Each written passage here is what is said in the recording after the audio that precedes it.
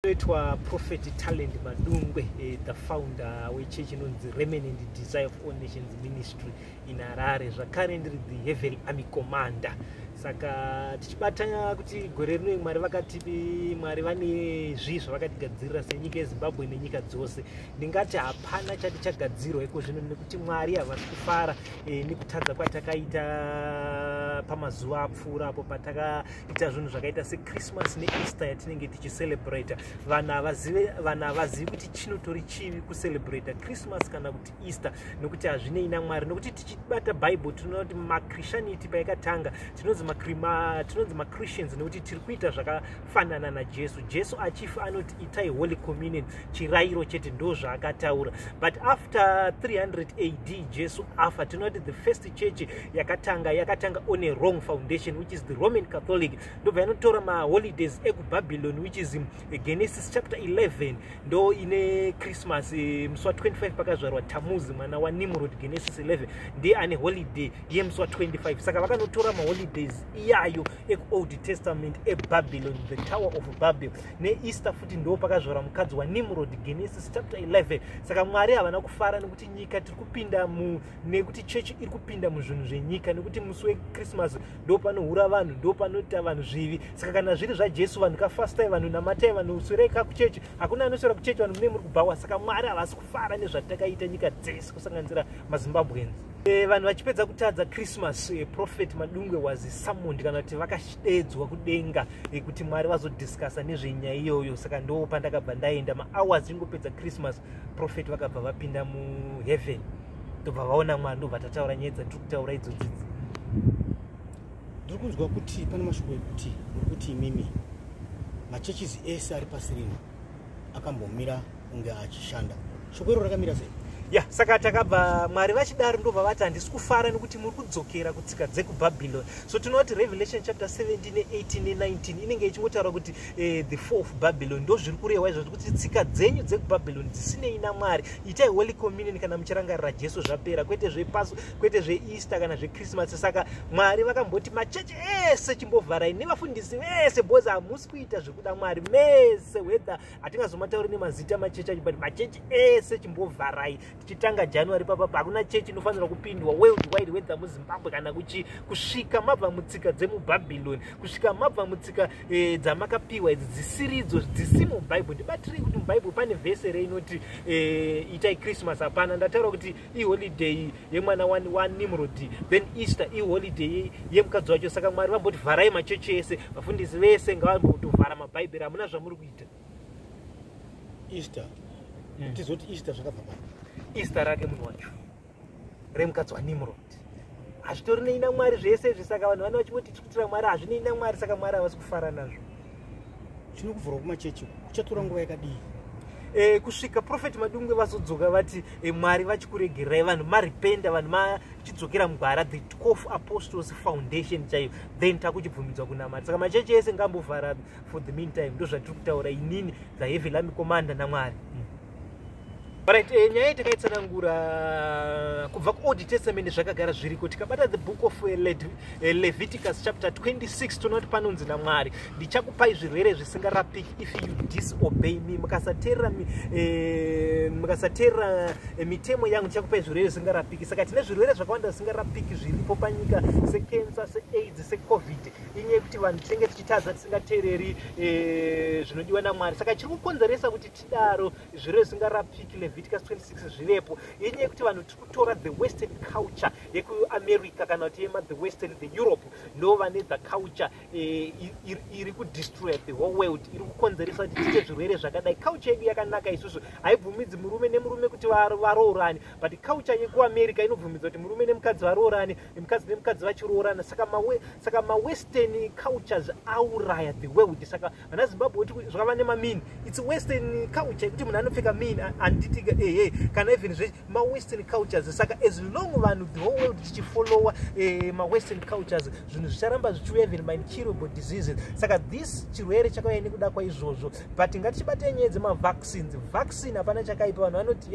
unozopinda mu666 zvinechi, aiwa hakuna zvinhu zvakadaro. Vaccine unongori mushonga zvakafanana nemushonga weflu, handitika kana mushonga wechi makagara muchingotora even wemalaria, even wechi. Saka vanhu chingotora mavaccines makanyarara, musingaudzani zvisizvo kana zvokuspreada information ichiyo. Hakuna munhu anofanira kuti watora the vaccine, hakuna munhu anofanira kuti kana kuti wabaiwa the covid jab, because vanhu makagara mubaiwa emalaria, echiya, mheno zvakangora zvinguva, but anoporesa ndemwari. God heals. Even madoctors vanoti God heals and we treat. Ivo vanotreata chete, anoporesa ndemwari. Saka vanhu torai mavaccines enyu, hapana chakamboipa, and hazvikuendesi kuhealth sezvo zvitaura vanhu kuti unobva waenda kuhealth kana ukatora the vaccine yacho. Aiwa hakuna zvinhu zvakadaro. Chakaipa chete denounce the western cultures, like zvokuti gay, murume nemurume, mukadzi nemurume, zvimamini zvenyu zvamunenge muchipfeka kana zvimusic zvine zvimba zvinyadzi, izvozvo ndo zvisingadiwi naMwari, but not the vaccine.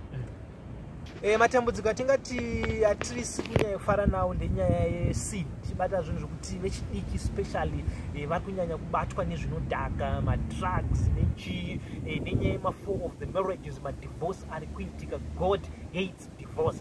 Saka nyaya idzodzo dziri kunetsa kudenga izvozvi, ndichitaura kudai God is not happy nenyaya idzodzo. Divorce nokuti unoti vanhu vari kuroorana nenyaya last yekuti unongoona yellow bone wakutoroora bhozi uri kungoona kauyele kako, kana uri kungoona mahips kana chizva uri kuona body yemunhu wakuroora but hauna love. So Mwari vari God is not happy kuti vanhu muri kuroorana pasina love, because pane love hapafaniri kuita divorce. Saka hapana love, saka nyaya yeruchiva ndoiri kunyanya kutonga nenyaya kuti hapana love. Saka Mwari vari kuti, saka tikatarisa divorce rate yedu worldwide even muZimbabwe iri very high. Nhasi vanhu varoora mangwana, mukatarisa kumakotsi kwakazara vanhu vachingorambana. Saka Mwari havasi kufara nezvozvo zviri kuitika. Saka Mwari vari kuti roora munhu wauri kuda, musiyane nezvedivorce. Hatisi kukurudzira divorce, tiri kuti divorce hatisi kuida. Then kumayouth tiri kuti ngavarege kushandiswa naSatan, because Satan ari kunyanya kuparadza vechidiki, achivabata, achivainfluensa, vachimwa madrugs, vachiita zvemabhrongo nezvakawanda. Saka tiri kuagiwa mayouth edu especially muZimbabwe ngavanamati kana kuti ngavaende vawanewo zvekuita maproject like muZimbabwe mona tine zvinhu zvakawanda zvokuti vanhu vari kupuwa mafamu, vanhu vari kurima, handitika ngavaitewo something ngorima kana kupinda mining kana kuita something, handitika ndo zvatiri kukurudzira pano kuti vaswere vachidestroya upenyu hwavo nezvemadrugs nezviyi. Then tine imwe futi zvakare nyaya yatakataura, nyaya yeabortion. Abortion toona kuti Mwari futi havasi kufara neabortion. Toona kuti mwana anotanga kubreatha, alright, hati yemunhu yemwana mudumbu raamai inotanga at 6 weeks, handitika 1 month and a half panonzi munhu akazvitakura. Saka ukaita abortion after 6 weeks unonzi wauraya munhu, inonzi murder, which is abortion, handitika saka tiri kuti after 6 weeks termination of the pregnancy haibvumidzwi, but tiri kuti kana kuri kuti you are in danger maybe, but rape case hatibvumidzi, whether warepewa kana kuti mukomana aramba hatibvumidzi abortion after that. Saka ukabvisa after 6 months tiri kuti it's a sin. Saka vakadzi vemuZimbabwe, saka tinojaja wese muridzi wenhumbu, iwo ukaramba nhumbu ikabviswa nhumbu iyo newo futi zvepanozviti abortion murume tinokujaja futi zvakare. Saka abortion hatisi kubvumidza, that says the Lord. It's a law iri kupiwa naMwari kuti handidi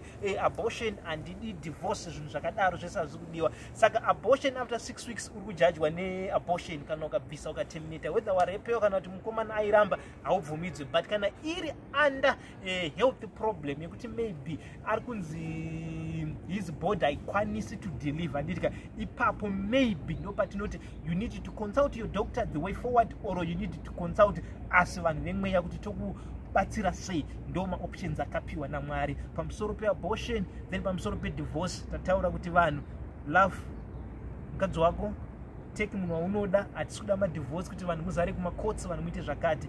Vanhu ngatisiye divorce. Tingade kuziva kune vakawanda vanobvunza ivo Prophet Madungwe vakaroora here? Yeah, Prophet Madungwe is happily married with the family. Vane family, vane mukadzi, zvese zviripo. Kune mubvunzo yatiri kugara tichisangana nayo. Ivo Prophet Madungwe muchikonde kupi? Mubereki wako vavariko here? Vakabereka vari vangani mumba mavo? Inyaya dzatogara tichibvunzwa idzodzo. Alright, zvatinoita ndezvekuti Prophet Madungwe grew up in Shurugwi, Zvishavani. Not Kusani Kushurugwi, then he relocated to Zvishavani, then he relocated to Harare. No information and was release but about the personal life of the Prophet, but family riko, and Baba na Mai wariko, and Nino wariko, Matskoma wariko, but Atizonyani Kupa into more details. Chatting the Chijitan van abuse, suppose Bakatora Nyachakati, Unona Nyak to Nobuda Nikume, Nene social media, Saga life ya Prophet, doesn't we say beside to is a life ya Christ, Nezutora na Marisa Gozotora with Vanamangani, Ndiane, Atizonyani Kupa to the people is so see I do Tangwisa beside in this Prophet, but Rajes to Tinopa and Jesse, but family Rico and Baba na Mai wariko, Namana family and Ditika, Matskoma did now in the Takato one this of the Madungwe family Yakakurisa, so I grew up in Shuru. Wakawanda wandauziva kuti iwa Madungwe vakadzidza primary yavo, secondary vakadzidza kana vakaenda kuuniversity kana vakaenda kucollege ende uyezve level ravo reeducation rakasvika pano. Alright, tingangoti Prophet Madungwe vakadzidza pachikoro chinonzi Gamwa High from primary kusvika kusecondary. Do information yatinoreleasa, then after that hatichazonyanyi kureleasa kuti vakazonosvika papi due to the privacy, because umwe munhu akati vakadzidzisa unoti kudzidza vakazonzi havana kudzidza futi zvozosvika mo kudarika pazonzi aiwa no havana kudzidza saka uchitaura saka for the sake of the privacy hatizosviki kumberi, but Prophet munhu akatodzidza, but I am the most educated person on earth.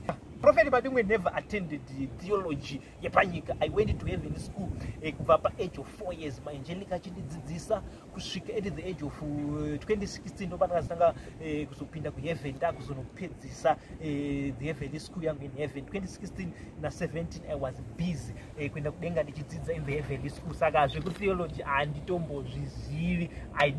handinatombosvika pamukova wetheology, handitombozivi kuti kunonzi chinhu chinonzi theology. I was trained at the age of 4 years kusvika pa-16 2016 na 2017 ndichizonopedzisa in heavenly school, ndobva ndazochigraduata, ndobva ndachizoita kuti ndizokwanisa kusvikawo pandasvika. Saka handakadzidza zvimweya because ndakatenda heavenly school, not the theology. I am not a theology. Secondary handakarohwa svika kwese cheko kumungonzi wesecondary yapera.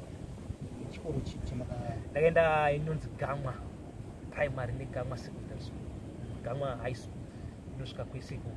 Mukaenda kuShurugwi mukaibvunza kumba the late tongogara the hero ndokune Gamwa ikoko. It's a small farms, anosvika kuma 60-70 mafarms acho. It's a small area ine mafarms akati kurei, ndokwandakakurira ikoko.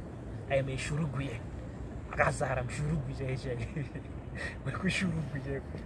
Amunene zvemabhemba izvi aiwa aidu zvaku isusu hatibhembe vane ndiri munhu anoita zvokunamata, but vanhu vanongo-exaggerate about the Shurugwenzi. Vanhu kuShurugwi aiwa hatiri vanhu nemabhemba like Prophet Madungwe tinonamatira vanhu vango-exaggerate Shurugwi. Vanhu kuShurugwi vanhu vari right and they are loved by God, and Mwari vakanotora a prophet from Shurugwi kuti aite a prophet of all nations.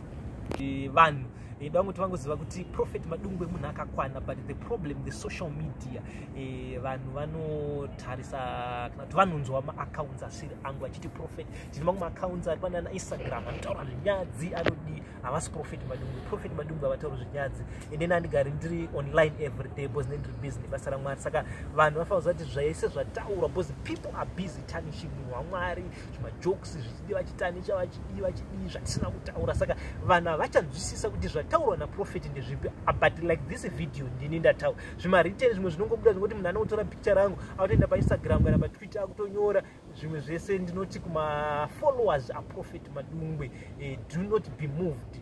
Vavengi vari kutry kutanisha munhu waMwari, vari kutry kudii, but isusu let us keep on soldiering. Tirambe tichiparidza the second coming of Jesus Christ, tiramba tichitaura kuti Mwari vari kuti kudii kunyika dzese nekuvana veZimbabwe nekumunhu wese, to the Christian world. Tinoti Mwari vakuropafadzei. Isusu main church yedu iri muHarare town, ndo the main church. Hatina mamwe mabranches everywhere, but vanhu vari kunze zvakaita Bulawayo, tine mamembers eSpice Bulawayo, vanhu vanotravela vachiuya tichizovabatsira.